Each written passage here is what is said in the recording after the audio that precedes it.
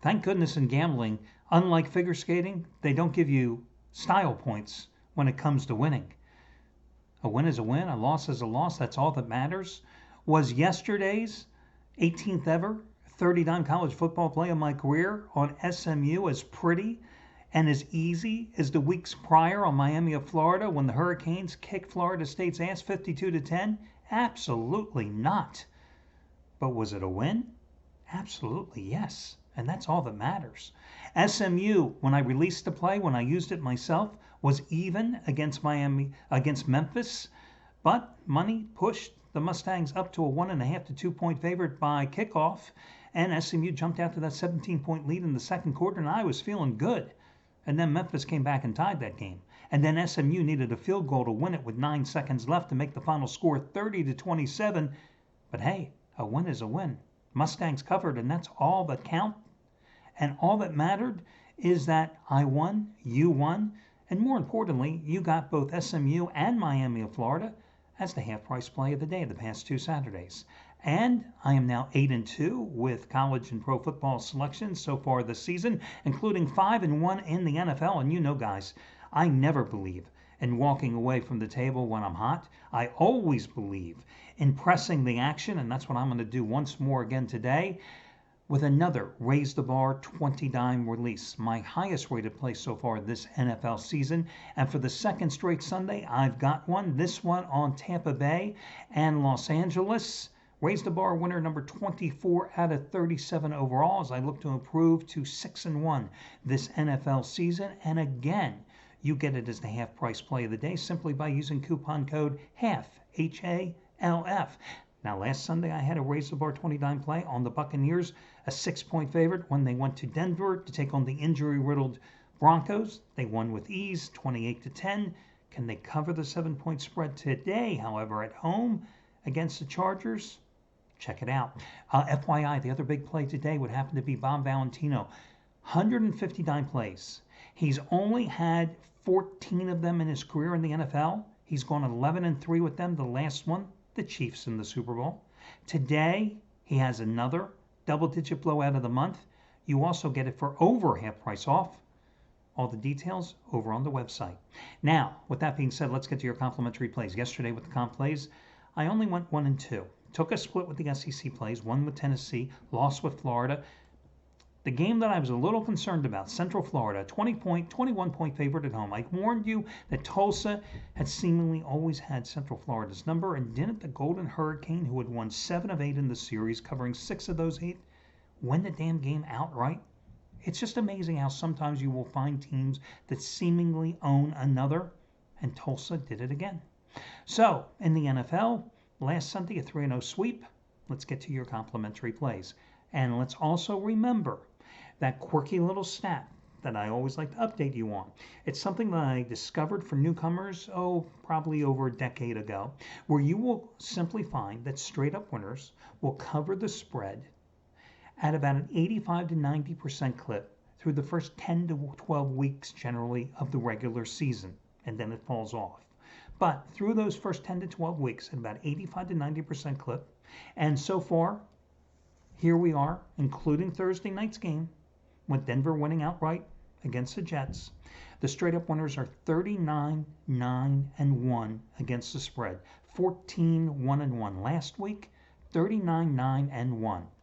So, first play today, I want to take a look at the Sunday night game between the 49ers and the Eagles. Listen, I always have a hard time handicapping and using and even betting on the Eagles because they're the team I grew up following.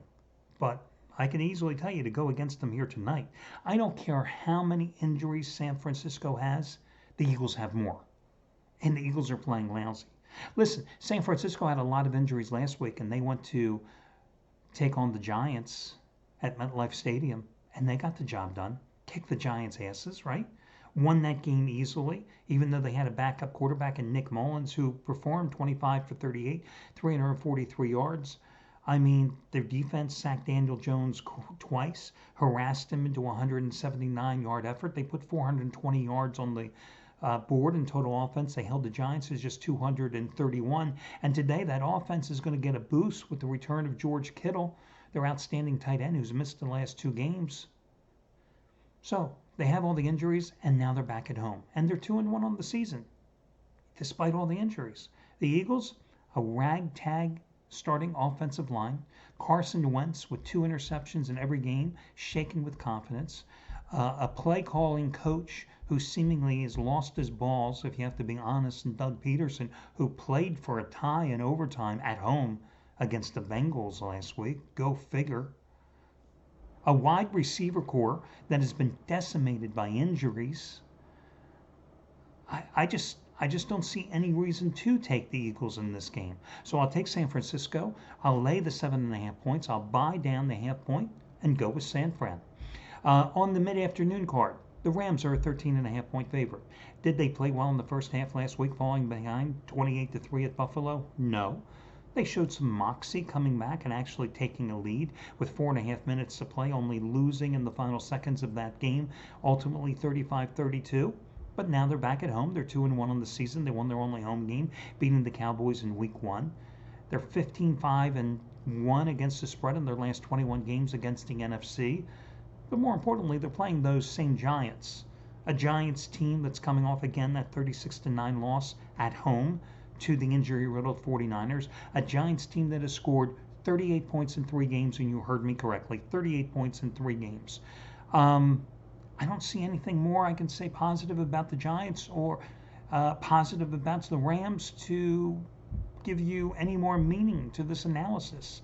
And by the way, again, let me just reemphasize, straight up winners are 39-9-1 against the spread so far this season.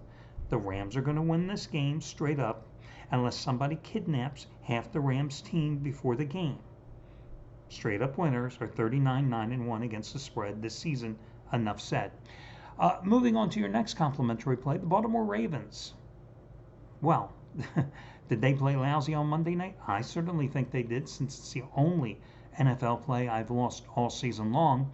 228 yards. They're playing Washington today. They're a 14-point favorite. Straight up winners again are 39-9-1 against the spread. I don't think I have to say anything more here, do I? Oh, I'll put this in. Patrick Mahomes, 385 yards, 4 touchdowns against the Ravens defense, who couldn't sack him or even put their hand on him. Dwayne Haskins quarterbacks Washington. Enough said. Okay, so those are your complimentary plays. Again, I'm going with San Francisco, I'm going with the Rams, and I'm going with the Ravens. And if I had to rank them, I really do believe the Rams are just going to kick the Giants' ass big time, a double-digit blowout win. I think it's the easiest game, one of the easiest games on the board. San Francisco would be number 2, and Baltimore would be right there, number 3. And that'll do it. Wish you well. Talk to you again.